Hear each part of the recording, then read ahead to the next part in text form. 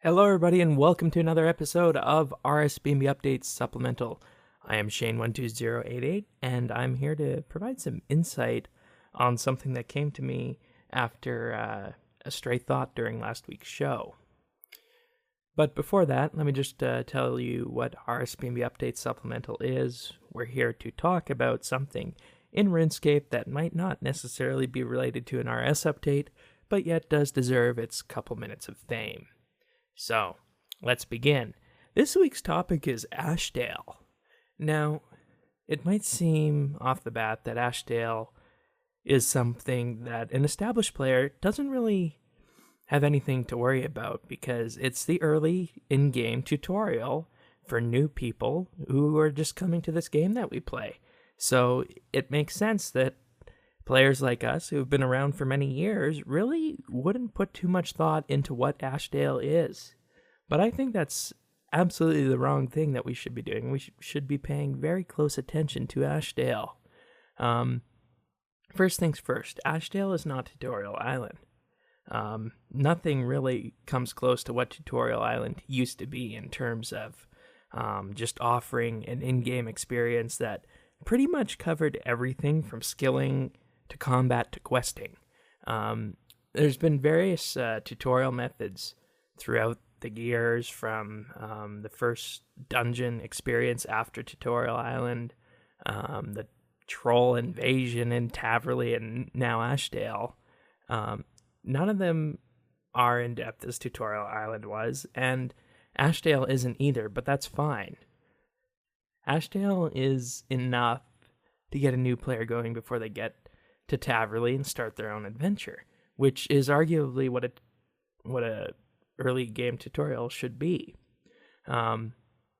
It's up for debate whether this approach is better than Tutorial Island, or Tutorial Island was better, or maybe even just the going back to the real old days of just being plopped down in Lumbered and being said, here you go, you're in RuneScape, go have fun, figure it out for yourself. It's up for debate which one's the best, but that's once again not what we're going to be talking about. And at the very least, as experienced players, we should not be looking down on Ashdale. And here's why. Ashdale is increasingly appearing as a testbed for the future RuneScape experience. The recent quest Return to Ashdale made this apparent with a unique quest that we didn't really see before. The quest was intentionally vague in terms of dialogue in an effort to create a quest that used the atmosphere to guide the player. It was light on dialogue, so lighting, paths, sounds, and just the general feeling of the environment were used to guide the player along, and this has been done by video games for years. While playing through Half-Life 2 with some friends, I was told that, let's look at the map and see which way we're going to go. And the same thing applied to the most recent Return to Ashdale quest.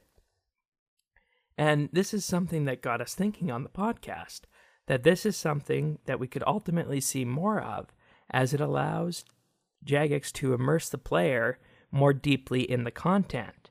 It also makes it a little bit easier on Jagex, seeing as A, they don't need to hire voice actors to voice a quest, and B, they can develop a quest more quickly if they don't need to insert the dialogue or write the dialogue. They can just write the story, write the scenes, and then implement it into the game. So this quest that we had, Return to Ashdale, is showcasing one way the future of RuneScape could go with questing and just general environment. So we knew this already, but I just wanted to highlight this again for people who might not have heard that episode. And if you haven't done the Return to Ashdale quest, it's definitely something that you should do. It takes you about 25 minutes to do. It's fairly easy. You'll need some combat gear, and at the end of the day, you unlock the ability to go back and refight the monster for bonus XP once a week. So it is worth doing, and it's a good experience, so I would highly recommend it. Now, not only is Ashdale showcasing the future of questing, it also shows a further emphasis on Jagex's part of letting go of the player's hand. Letting go of the player's hand. In that, from 2008 through 2012, it was widely seen as though Jagex had an early handhold on the player's experience. We saw this with more low-level and mid-level updates, the strongholds of player security and player safety, various things that just didn't really seem as though they were geared towards an older RuneScape player, and that partially contributed to the widely held belief, and I want to say false belief now, that RuneScape was a child's game. So Ashdale is another signifier that this handholding is over. The free-flowing tutorial signifies that we're done, and other things also signify that we're done.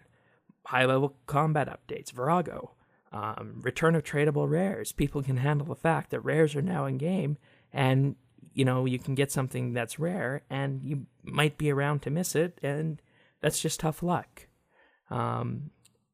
Also, lots of other little things in-game that just really point to that direction and show that is what Jagex wants to do.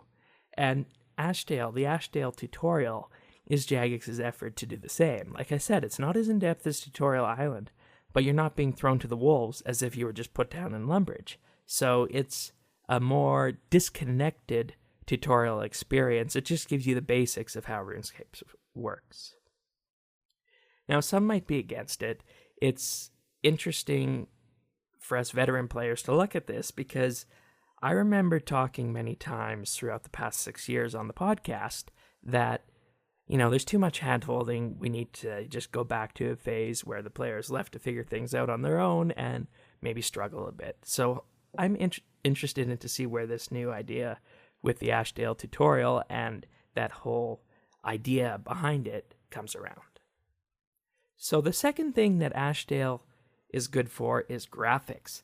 Ashdale looks completely different than anywhere else on RuneScape. This isn't a bad thing. It shows what the current engine on Java is truly capable of. And even though Ashdale has seen these graphical changes, it doesn't mean that areas like Varrock, Falador, and Ardoyan are going to become brighter and have massive updates like Ashdale. Over time, we'll probably start seeing Ashdale like graphics built into new areas and updating elements of older areas, such as the building textures, more in-depth tree models, lighting, water effects, and things like that. So ultimately, for those who haven't, I would recommend you take a visit to Ashdale and take in all the environment. Max out your client's graphical settings, even if you're going to get low frame rate, and see how this place looks. It doesn't look like you're playing RuneScape, and that's why I feel that we're witnessing the future of RuneScape with Ashdale, not only from the graphics, but the way quests are going to be done, letting go of the hand-holding, and things like that.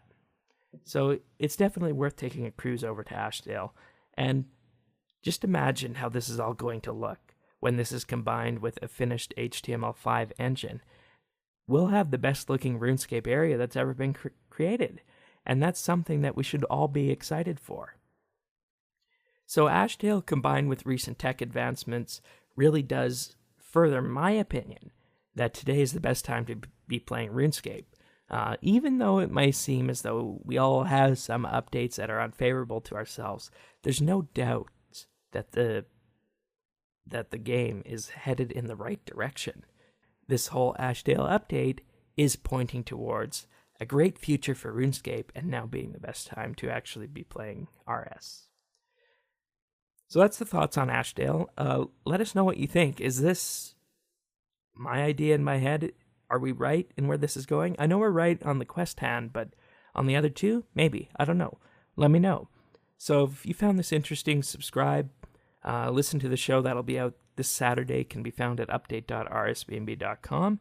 And with that being said, we'll see you this week. And if you have questions, they can be sent in at rsbnb.com/forums.